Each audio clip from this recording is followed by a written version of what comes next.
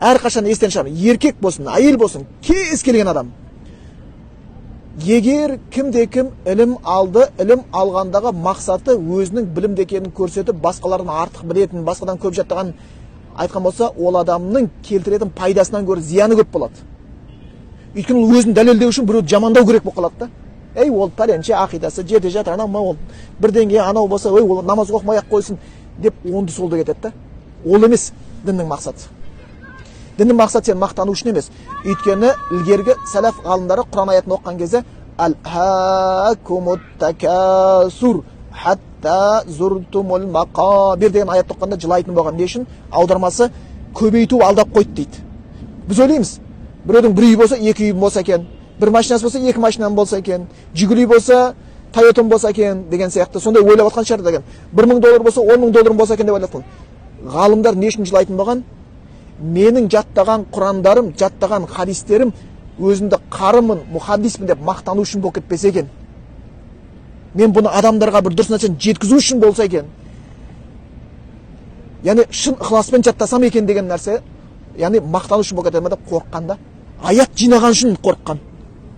Егер оны сенің ықылас болмаса, ол зиян алып келеді.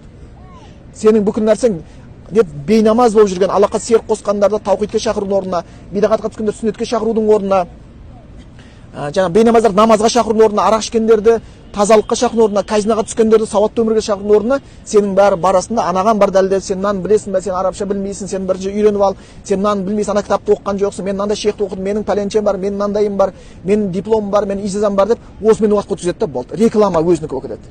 Олай емес. Өзің дініңді дұрыстайтын, адамдар дін үйретуге барасың. Сол үшін әрбір адамға, еркек болсын, әйел болсын, үйренгеннен кейін үйрету керек. Егер адам білген нәрсесін үйретсе, Аллах білмеген нәрсесін үйретеді. Білім солай артады. Білген нәрсені үйретесің, білмеген нәрсең саған үйретіледі. Сонда оның берекеті болады.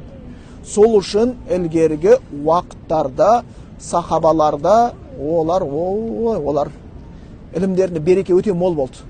Олар амал жасайтын. Олар несі? 5 аятты амал жасамайынша жаттауға кіріспейтін біз дейді. Сол үшін оларға береке болған. Оларға береке болған. Сол үшін кез келген адам ілім алды ма, қиын емес ол. Үйрете беру керек. Таласудың қажет жоқ. Ешкіммен жарысудың қажет жоқ. Көретін, ей, сен не білесің? Мен сенен гөрі, сен бірақ барасың Құран жатқа. Мен 5 барамын. О, жақсы, береке берсін деді. Жаттай берсін, 10 болсын, 15 болсын. Бірақ сен сол білетін параңа амал жасасаң болды. Отан адамдар осы. Сол үшін ғалымдар не деп айтады? Халакал алимун иллал амилун. Ілім егелері де құрдымға кетеді дейді, амал жасамаса дейді. Ва халакал амилун иллал мухлисун. Амал жасап жүргендер де құрдымға кетеді, егер ықыласын дұрыстамаса дейді. Аллахтың разы үшін болмаса. Сол үшін ілім алу, ілім үйрету екеуі де маңызды.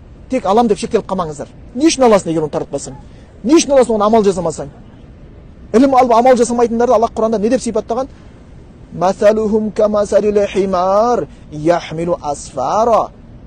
Ілім алып амал жасамайтындар деді, олар кітап арқалаған есек деді.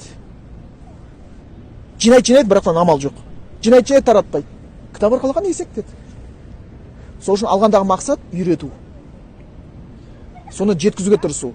Пайғамбарымыз жоғарыда айтқан хадис не деп айтты? Баллигу анни валау ая. Менен бір аят болса да жеткізіңдер деді. Бір аят болса жеткізіңдер деді. Жақында ғана бір бауырым сұрақ қойып еді, Нұрбара несінің университетін бітірдім. Арабша білем, біраз нәрсені оқыдым. Бірақтан енді қазір дінге қызмет жасауға уақыт болмай жатыр, бет алды оған рұқсат та бере бермейді. Енді мен сол алған білімді елге үйретпеген үшін күнәһар боламын ба деп. Сен күнәһар боласың. Басқаға білмеймін, бірақ сен күнәһар боласың. Өйткені сен қаншадан жете алмай жүрген нәрсесіне жеттің. Сен ел білмейтін араб тілін үйрендің. Ел жаттамаған Құран жаттадың. Ел оқымаған кітапты оқыдың. Енді сен үндемей жүретін болса күнәһар боласың. Өйткені сен пайғамбардың өсиетін орындамай жатсың. Бір аят болса жеткізеді. Сен қанша аят білесің? Сол үшін әрбір аят ол аманат. Ияка набуду ва ияка настаин деген аятты білесің ба? Онда серік қоспайсың, біреу әруаққа барады сенен десе, болмайды. Ол күнә.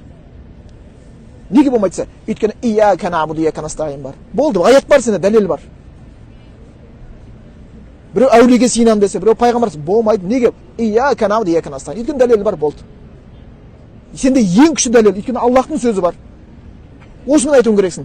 Дін деген сол философия емес, Біреудің ойлап тапқан дін деген Алланың аяттары мен пайғамбардың хадистерінің жинақтары, соны түсіндіру, елге жеткізу болып табылады.